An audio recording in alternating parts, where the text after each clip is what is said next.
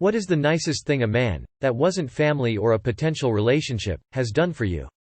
On a trip visiting family, I had a huge anxiety attack and was in a lot of emotional pain. Around 3 in the morning, I hid in the closet with my phone. I had the number of this guy who I would sometimes play video games with online, but other than that, didn't know him at all and vice versa. Had never even met him IRL. If I had anyone else, I would have called them instead, but I had no one. At that time in my life I didn't have any friends. On a whim, I called him. I remember getting embarrassed and almost hanging up, but he picked up on the third ring. I honestly don't remember what was said, but he stayed on the phone with me until I calmed down and consoled me while I cried. That has been one of the kindest things anyone has ever done for me, to this day. Well, it was not a man but a little boy. I was in middle school and it was spaghetti day in the cafeteria. I put my retainer on my tray to eat the spaghetti and I forgot about it. I threw away my tray with my retainer still on it. I realized this way after, and by this time so many other people had thrown away their lunches. I was crying and a boy who was in one of my classes, Russell, asked why. I told him. Well, he went and dug deep through the spaghetti trash and came back covered in sauce and handed me my retainer. He had no reason I can think of for doing that for me, and we really never talked again, but I think of this all the time.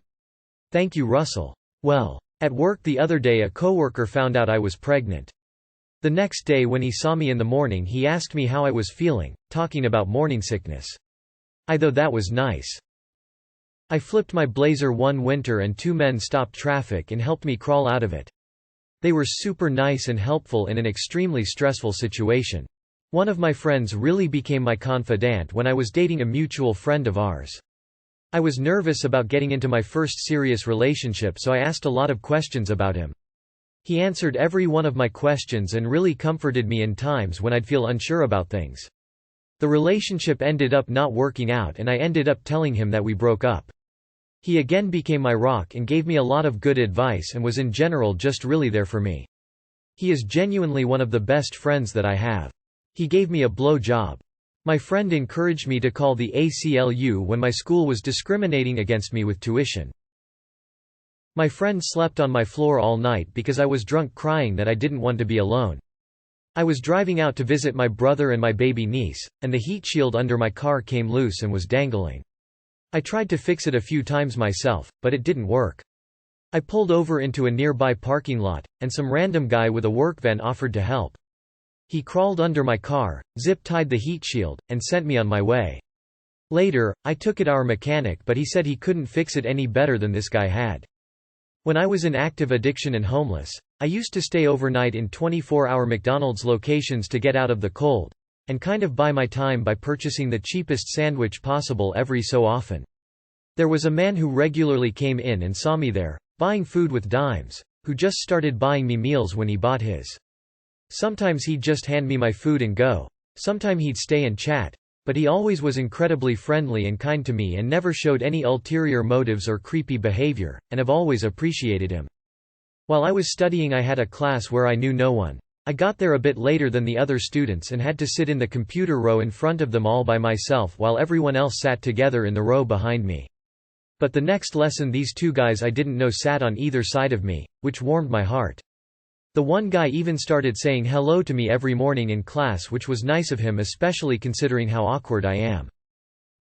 After telling him where I was born, not raised, he commented that he loved that country and called it, the little country that could, a country that had seen so much occupation, war, etc., and the people just kept on trucking. Made me feel so proud to be from SK, especially because I grew up as pretty much the only Asian around. When I was 12/13 and going through the beginning of, so far, lifelong depression and anxiety, my choir, music teacher asked to talk to me because I had been skipping choir practice. He was worried about me and we worked out that I'd rejoin choir the next year, which I did and then kept it up all the way through college. I laughed at something he said and he told me I had a charming smile. I've literally never forgotten it.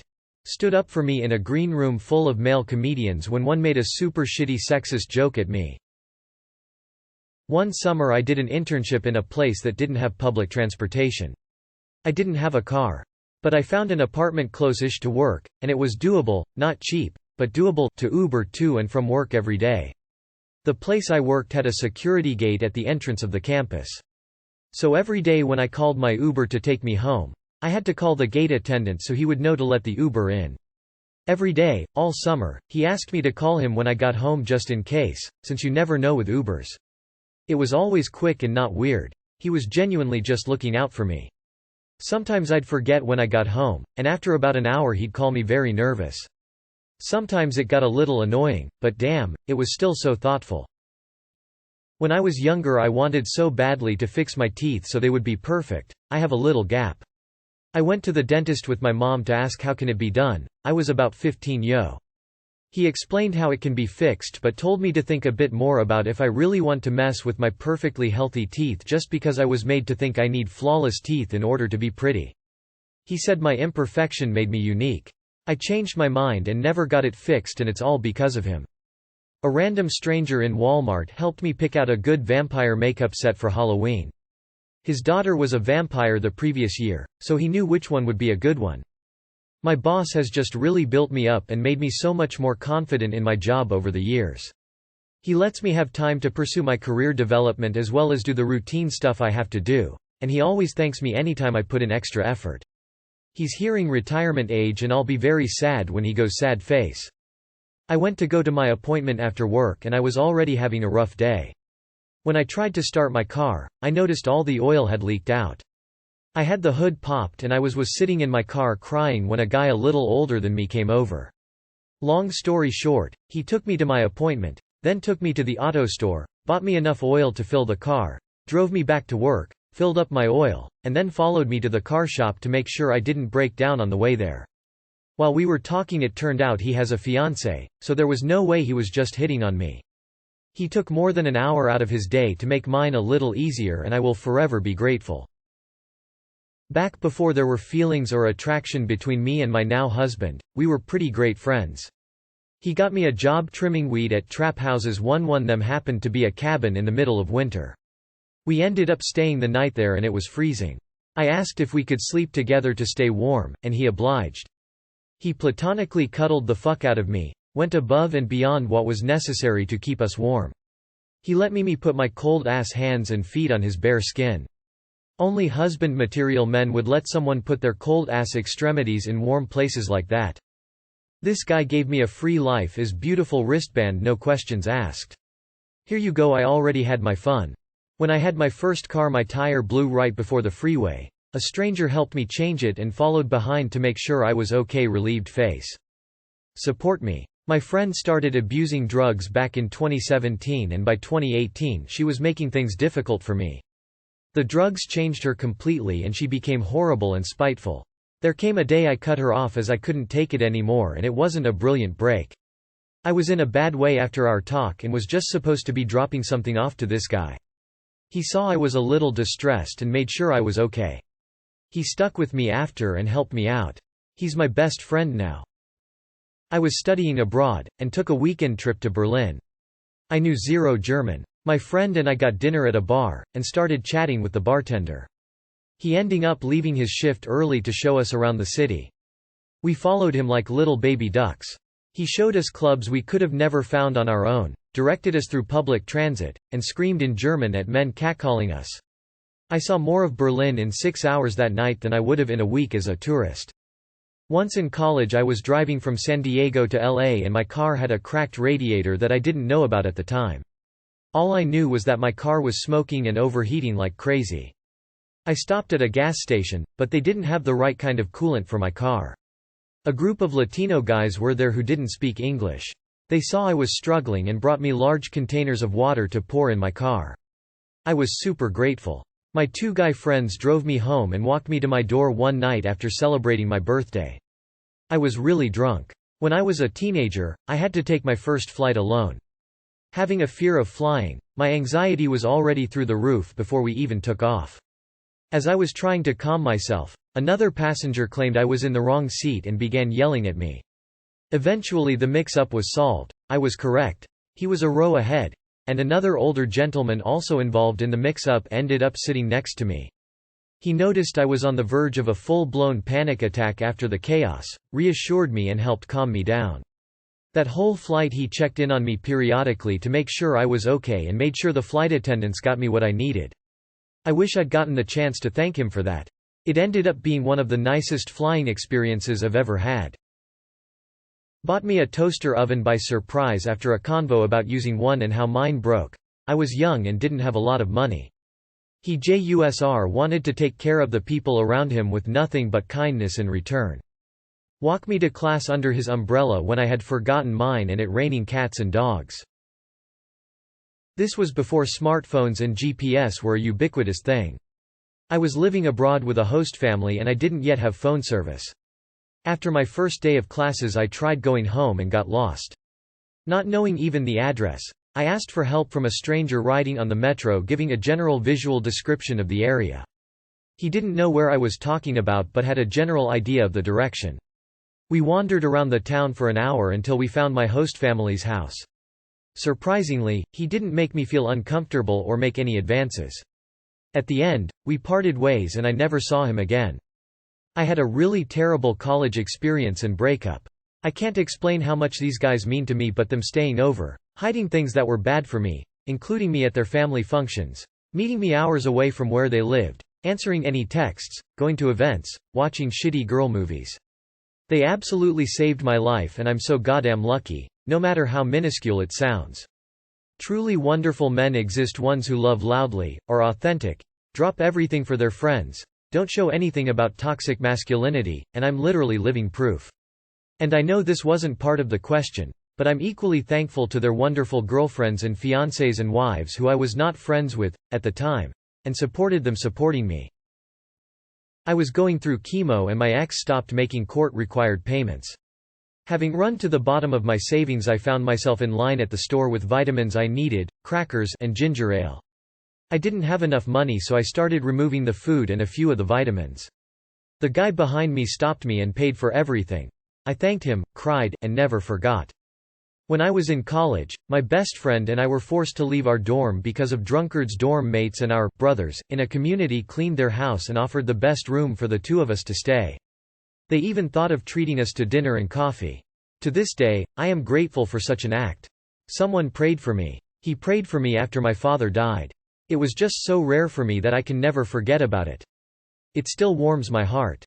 A good friend listened to my tales of post-divorce woe and just told me repeatedly that my ex was a tool, that he wasn't saying what all guys secretly thought, that my ex was being a jackass. He also let me rent his garden-level apartment so I had somewhere to live those first few months after the breakup. He invited me to dinner with his family once a week, and didn't bug me if I said no. He's a good egg. After my fiancé suddenly left me, I stayed with a group of friends. One man lent me this room, he stayed with his girlfriend in another room in the house. I stayed there for a month. He never made me feel pressured to leave and would often come and chat. It was a much-needed safe and healing space. A year later, he acted as a facilitator when I needed to meet with my fiancé to make sense of his bizarre behavior in leaving me. It was an exceptionally odd circumstance. He was a great help in that situation too. I was a big dumb idiot and walked to the nursery and bought 2 giant bags of compost. I was carrying them home over my shoulders and struggling real hard. Turns out being able to lift and move something is not the same as walking 13 blocks with it. Anyway, a very nice man offered to give me a ride home after being very careful to let me know he didn't want to murder me. He saved my back that day for sure and I thanked him profusely. Called me out on my bullshit. I was just bitching and complaining about everything. This dude looked me in my eyes, told me to shut up and that he was tired of hearing me shit on everything around me. He didn't mention my period or anything, he just told me to get my shit together and shut up. I really appreciated that. We've kinda lost contact, but he's a chill guy. Me and my boyfriend were in a bar in college, and a random guy was sitting close to our group of friends. It seemed like he kept trying to say something to hop into the conversation. In hindsight, the fact he was eavesdropping was creepy, but I felt bad and included him in our conversation. Everyone but me, my boyfriend, left, and the guy just wouldn't get the hint after 30 minutes to leave. I also hadn't realized, but he was quite a bit older than all of us and was getting more and more creepy. I went to the bathroom and asked this random guy to help and he immediately hopped in the conversation and the weird guy darted. CW. Car accident, CPR. Save my life. I was in a car accident when I was little, and a lovely man heard it happen and ran towards the site. The vehicle had rolled and flipped, and my seatbelt was suffocating me. He plucked me out of the vehicle and administered CPR. I wouldn't be alive if it weren't for him. It was a smaller town, so we knew the man and his family, who are all great people. Make sure you know CPR, it could save a life when you least expect it. A friend is keeping something important for me, to the grave. I got very drunk one night, got separated from my friends, had my phone die, and missed my train stop. I got off the train and Zhu started crying on the farthest end of the platform. An older man walked over and carefully kept his distance and asked if I was okay. I tearfully explained what happened and he said to stay put until his wife came to pick him up. He wanted me to feel safe. When she got there, they bought me a cab back to where my car was parked. I cried a lot and hugged the couple and thanked them for their generosity. They saved me that night. When I was a kid, the school bus route used to drop us at the end of our driveway. We lived rurally, but my parents split up when I started high school, and so because we no longer lived there full time, the route was changed. That meant we were dropped 3.5 km, roughly 2.1 miles, from our house. Our bus driver, who had been driving us since I started school, always said that if we were still waiting for a ride when he finished his route, he'd come back and drive us home. That was about 80% of the time we rode that bus, and he always did.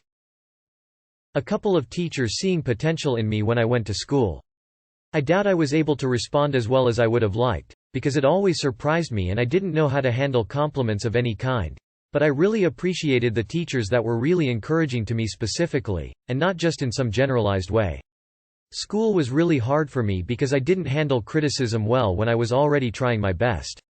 I think I didn't get enough encouragement when I was little, and it was probably bad for me to be out of the house so much as a smaller child. I was much more confident after I was homeschooled for a few years, but I still had hang-ups from childhood. He gave me advice and money when I needed it the most. He didn't have to do all that for me, but he did it. He doesn't realize how much he helped me during the COVID with his previous help. It carried me through so much. I thank him every day. In high school, I was with my swim team away from home for a couple days, and the coach told my mom I'd need $10 for food over the weekend. I was so upset. We went to a Mexican restaurant the first night and my money was gone just from that. The cheapest thing on the menu was $10. I luckily had two guy friends that bought me food the rest of the time. I offered to pay them back, but they refused. I probably could think of something else, but that was the first thing I thought of. I was leaving my gym and got halfway through the parking lot, then realized a tire was flat. I set about changing it. I'd never done this before, but I knew how, theoretically. A guy stopped and offered to help. He ended up doing the whole thing. I thanked him profusely and he went on his way. Never saw him again. Didn't give me his number. Didn't even ask my name. When I was a kid, I was playing at the claw machine and I couldn't win anything. As I was leaving, a boy who was probably 16-18 years old ran up to me and handed me a polar bear stuffed animal that he won. When I was a broke college student, a man paid for my groceries. I had accidentally left my wallet in my car and the guy behind me just paid for my stuff and said something along the lines of, "No thanks needed, be blessed today." I always remember that. I have lucked out with great guys friends over the years. My parents got divorced when I was 20, and I had a lot of emotions about it.